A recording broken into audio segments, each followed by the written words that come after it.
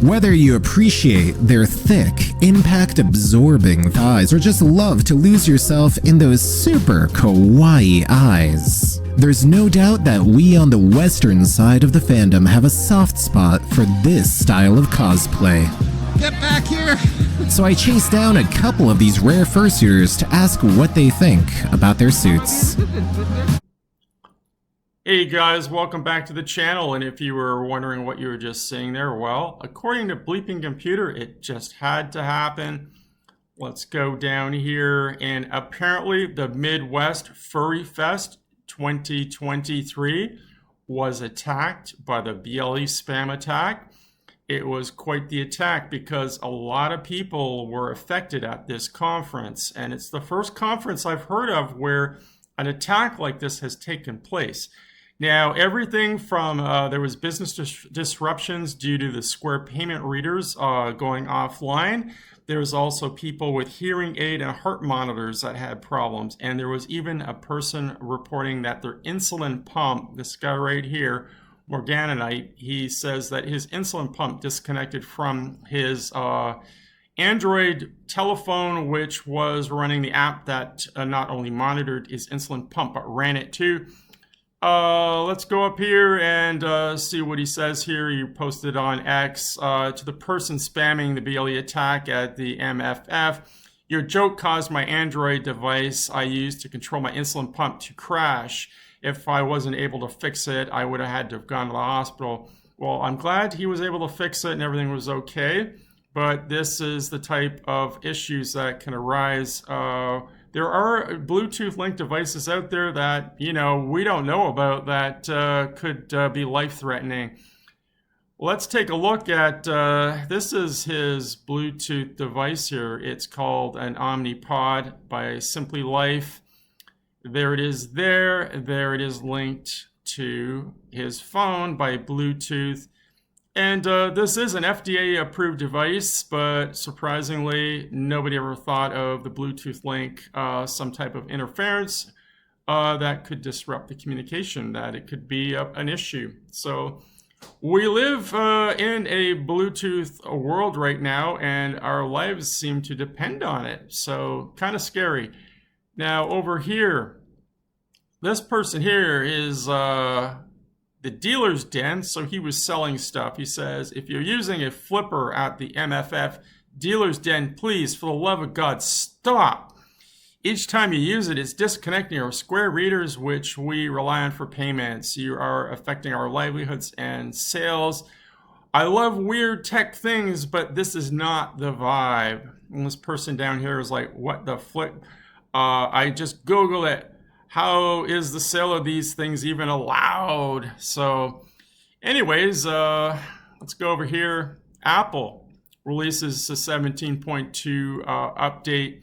They patched the crashing issue with the Flipper Zero, but of course the phone will still get spammed. But there's no mention here of Flipper at all, that they've done a patch against Flipper. They're trying to keep things quiet for some reason. But it says here, impact, an attacker, this is under Bluetooth, an attacker in a privileged network position may be able to inject keystrokes by spoofing the keyboard. The issue was addressed and with improved checks. So that's basically all they're reporting as far as Bluetooth goes. Now, somebody has decided to do a little bit of a electronic countermeasure against Flipper and the BLE Spam Attack, and they started the Wall of Flippers project aimed at detecting attackers conducting Bluetooth LE spam attacks so that people on the receiving end can respond appropriately. It's apparently a Python script, and let's take a look at his little video here. It doesn't really show very much, but he's got some device here that will just log. And by looking at this, I started to think, well, why not use a flipper? A flipper could actually be used to actually detect BLE spam attacks as well and log them. So flipper could also be used for good. You don't need any other device, so like they're showing here.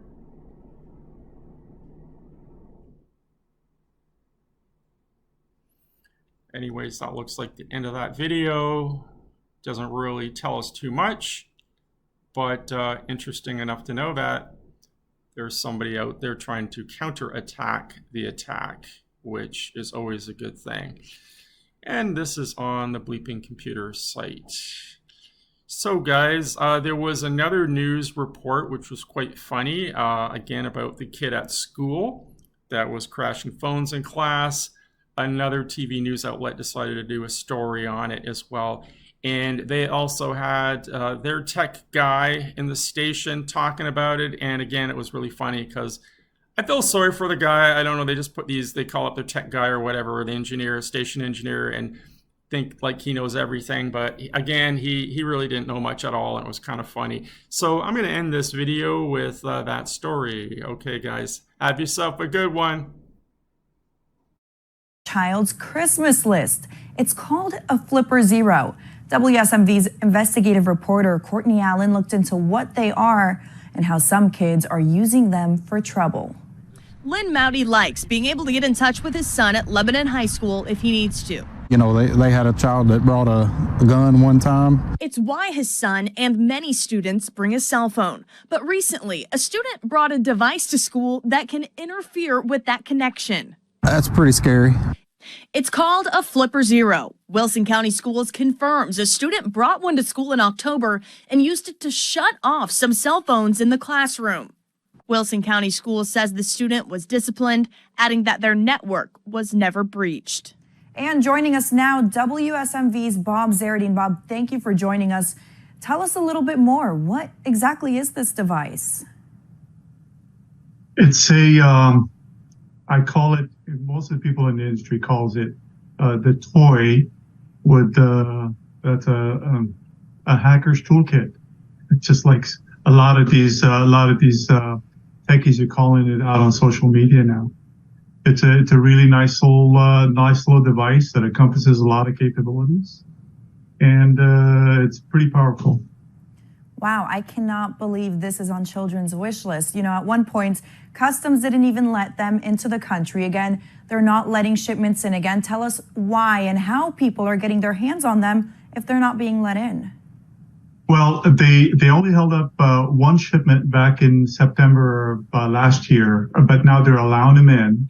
The device in its original default configurations is actually, there's nothing illegal about it.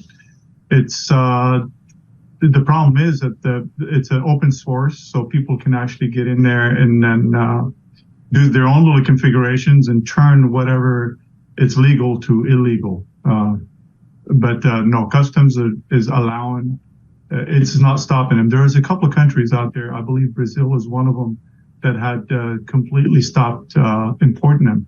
But the United States and Europe is pretty much allowing them to come in. Gotcha. What else should people know about these devices? Well, you know, it's a powerful device, but it's used by a lot of security professionals. It's actually a really good device. It has a lot of capabilities. They can test, for pen testers. These are penetration testers. The tester, to see if their networks have any compromises, to see if their access controls are, you know, they're failing or anything like that. So pretty much the whole premise of the device is actually good. And it's good for people that want to learn. So a lot of these techies out there that want to learn about how the networks work, cybersecurity works and all of that, it's good for them. But again, like any new technology, obviously, there's this element in society that's just going to take it into the nefarious side and start using it that way. Very interesting, Bob. Thank you. Well, watch out for this, or at least it's good to know more before you get it for somebody for Christmas. WSMV's Bob Zaradine, thank you for joining us. You're very welcome. Thank you. Have you ever seen an anime fursuit at your local con? You expected fursuiters, but it was I! Yeah! But this isn't your local cosplay anime con. This is Furry Weekend Atlanta. and I'm here to check out the rare anime-like kimono fursuiters, and I have to say it's no secret why you'd fall for these wonderful Eastern aesthetics. Kotetsu, that's gonna cost one of their 9 lives.